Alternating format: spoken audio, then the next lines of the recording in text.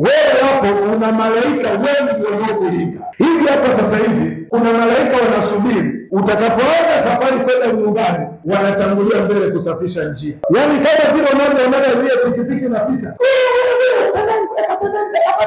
rais anapopita, si mnaonaje? Alafu magari yanakaa pembeni, watu wanakaa pembeni, maskari wanakaa pembeni, kila kitu kinakaa pembeni, mheshimiwa anapita katikati ya barabara. Ndivyo ilivyo na wewe mwana wa mfalme. Unapoanza safari nyumbani kwamba naenda kanisani, kuna malaika wanapita mbele, wanaisafisha barabara, vibwengu vyote, mapepo yote yanakaa kando, wewe unapita tu. Kuna ile ya nini? Kumbe kuna mapepo yalishatulizwa pembeni.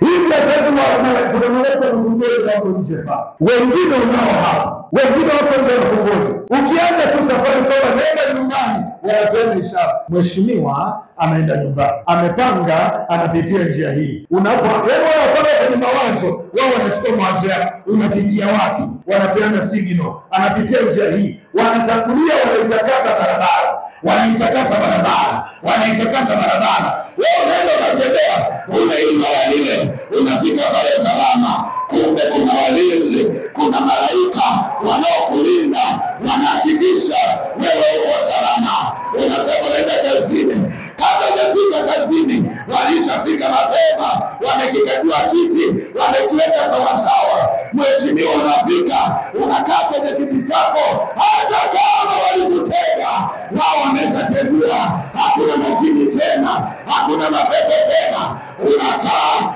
unafanya kazi, unaondoka ukiwa salama. Kumbe malaika wameshafanya kazi zao. Nasema una malaika wanakulinda, una malaika wanakulinda, una malaika wanakulinda, una malaika wanakulinda. Wanahakikisha uko